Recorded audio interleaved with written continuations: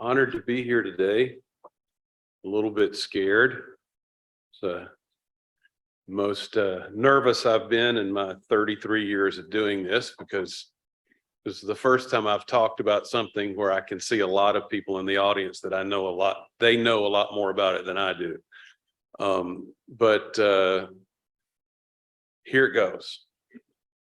So I wrote a book that was published in 2018 called Information Incentives and Education Policy. The goal of the book was to kind of teach people who worked, more empirical people who worked in economics of education, what I thought I had learned from Al and Paul and Parag and others, and to try to put it in one book and put it together. And the theme of the book is that there are a set of policies that are viewed by education policy people as either ors, as alternatives. And the theme of the book is they would probably be best viewed as complements. And you saw some of that today in what Parag said. And so we usually think about people who want to have accountability, who want to close or punish schools that are low performing. And we think about choice, where people want to expand the what with vouchers or with charter schools. And we think about these assignment mechanisms that take what the parents know and allocate people to schools based on what the parents have that is not in the accountability metrics. And the argument I make in the book is that rather than viewing those as separate things, the optimal system is probably one that involves all of those pieces. And then as I was writing the book, I started to realize this, and then it became more clear as I went on that there's probably a pre-stage of deciding what information the parents don't have that they need to have to participate in an effective manner on behalf of their children. Because another theme in the book is that there's two agency problems. One is between the taxpayer and the entities that are providing education services, but the other is the agency problem between parents and their children, because the money's being given to the parents to use on behalf of the children, and you can have situations where the parents don't make a great choice. All right, so I just said all this. This is Derek Neal presentation style. I'll say it all and then turn the slide over.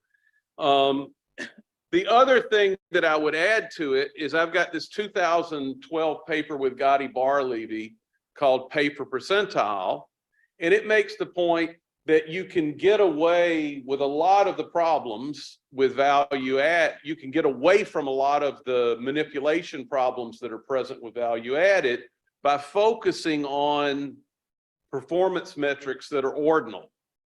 And the basic idea is you take every student and place the student in a league with all the other students in the state that are comparable in terms of their demographics and their past achievement, et cetera.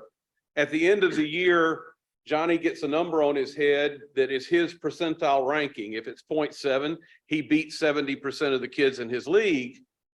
And then the performance metric for the teacher or the school or the team of teachers is a weighted average of those winning percentages.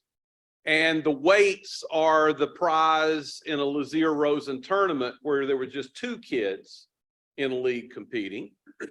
And it turns out that I think that's a much more effective way to keep score, both for paying out performance stuff, but also for accountability reporting, because it's much easier to explain to people, here is the percentile performance index of this school for children like your child. And kids in this school that are like your child beat 70% of the other kids that are like your kid on the end of year exam. And I think that's, you know, in terms of transparency and communicating things to help parents make good decisions, I like that better than value added. And there's a large literature I won't go into today about how, because it's not scale dependent, you avoid some other problems. Okay. I wrote chapter 6 saying we need to bundle all of these things in 2017. And now I wish I had written it a little bit differently. And so I'm going to go over what I think I got right, and then I want to talk about my do-overs. Okay? Here, the most important part I got right, I stole from Parag. I would recommend everyone read his 2016 World Congress paper, because I think very much in the theme of what Mark Miller had to say, and very much in the theme of what other people have had to say today, transparency and simplicity when you implement these things is very important for getting past political economy barriers that allow you to actually have a reform that lasts. And transparency is hard to formalize, okay? But this is, I guess Parag is free to interrupt and correct me if I got this wrong, but what I took from this was that it's a blend of positive and normative. It means strategy proof, okay?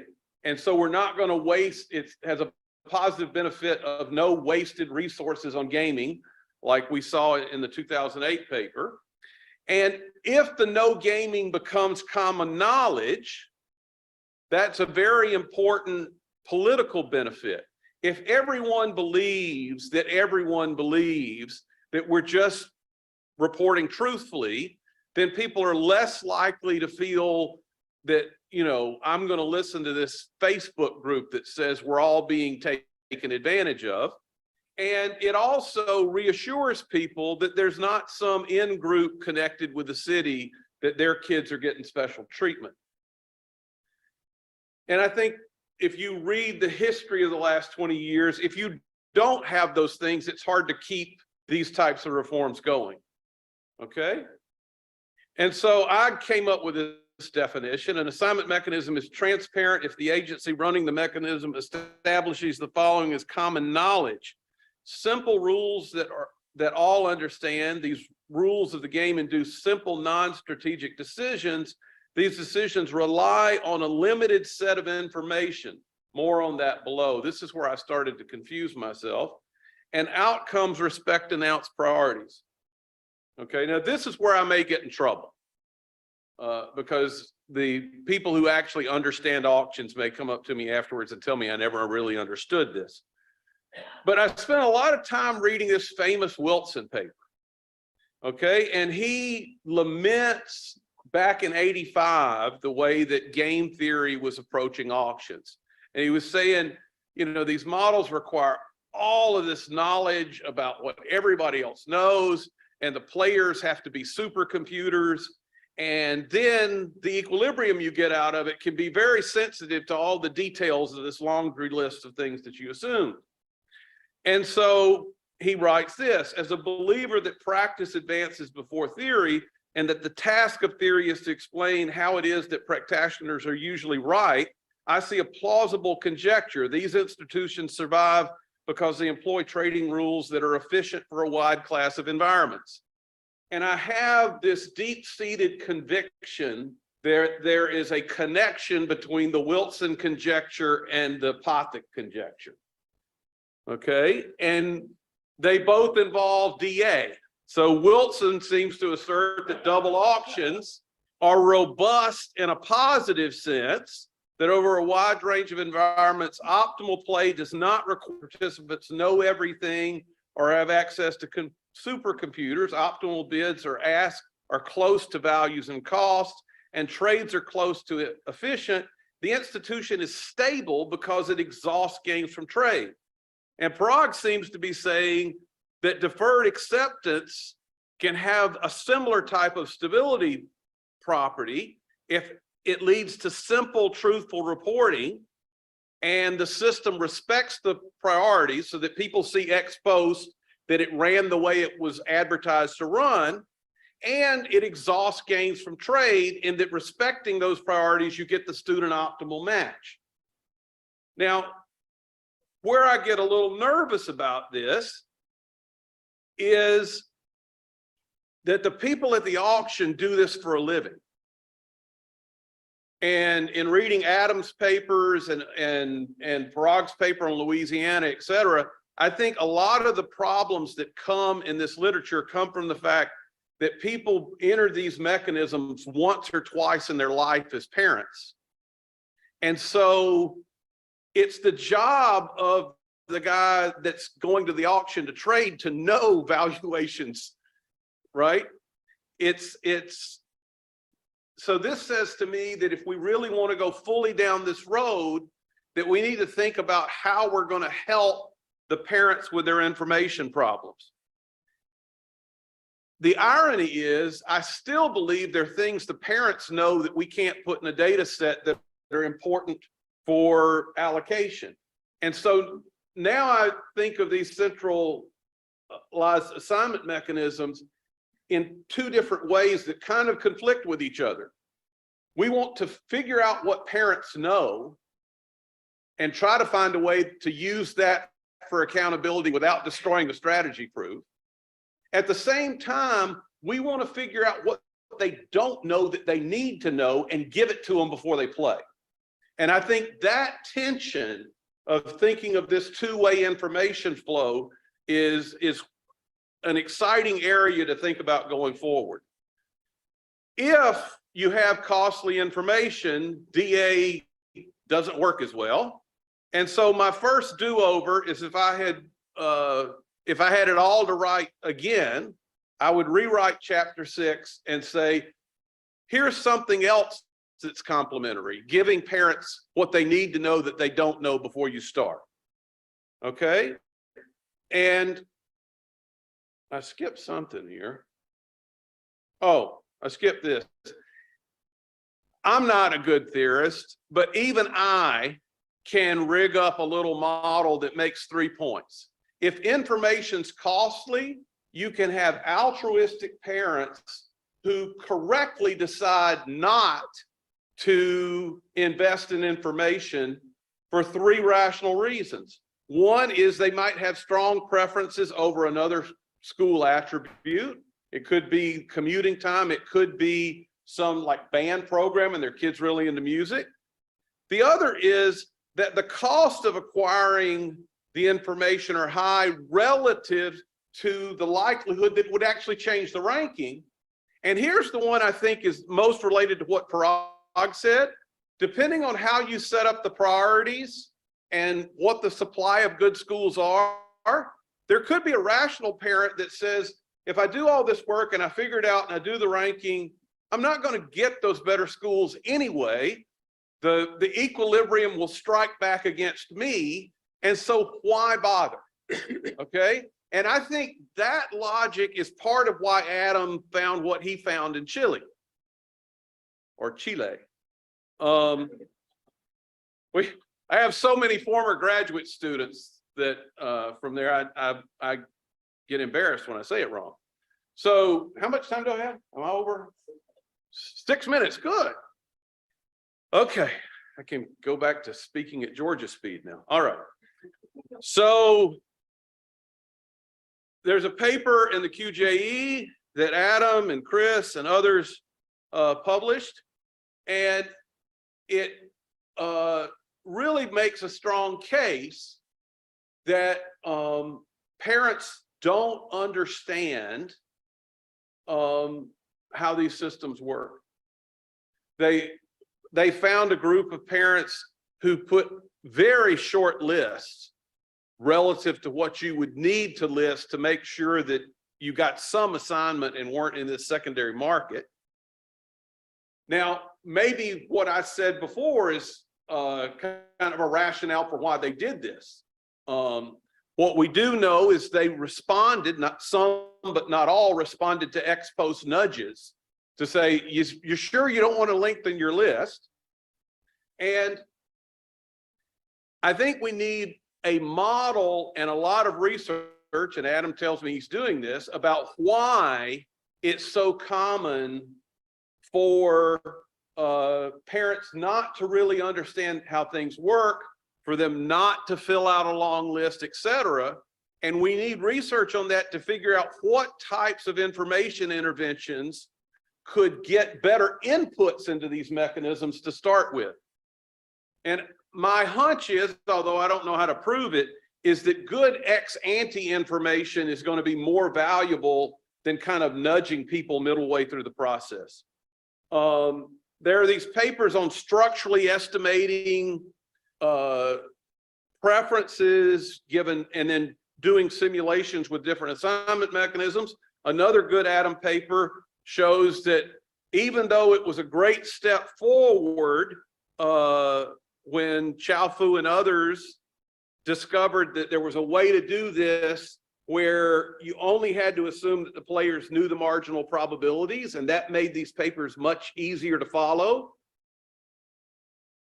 That's not quite enough, because if you believe the New Haven data, they don't know anything. They really don't understand how the system works. They don't understand what their marginal probabilities are of getting into anything if they listed it.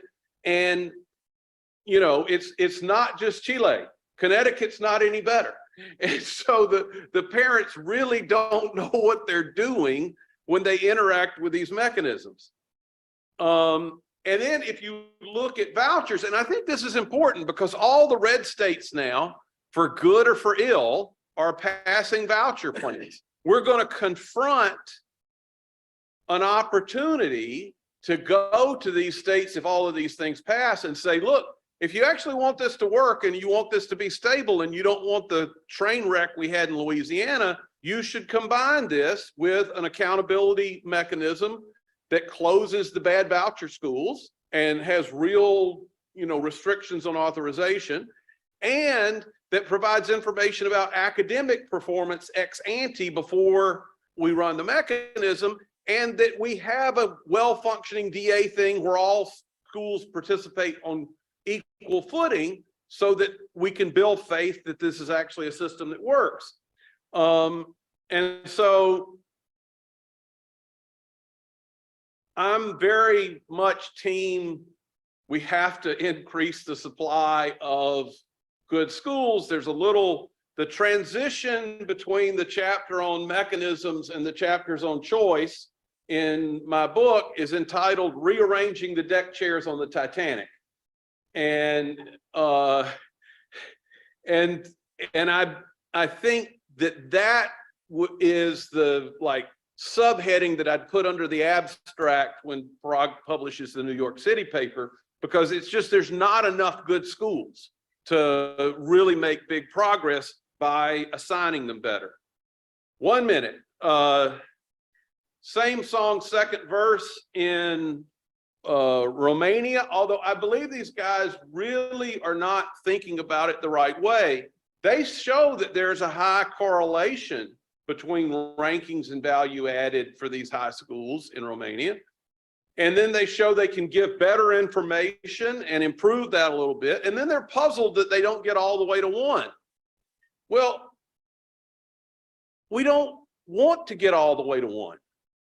Part of running these assignment mechanisms is the belief that the parents know things that the planner doesn't know, and that the planner can't create and put in statistics without causing a problem.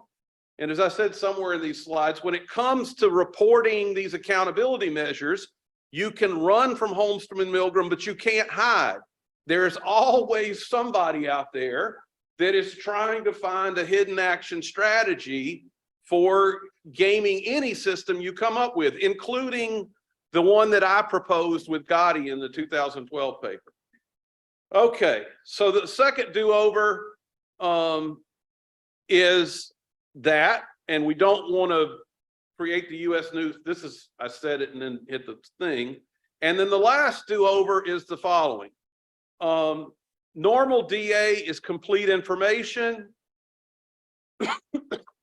And we want to think about two-way information flow. The parents know things that we want to infer from the mechanism. I think a big research agenda would be, how can you do that and keep strategy proof, right? How can you, and here's the thing, I've always said, spot inspections. We see that nobody picks the school, nobody within a mile of this school picks it, even though it has an acceptable academic rating. Maybe it's time for a school inspection. And I won't do the conclusion because I'm over and I basically am just repeating Parag anyway.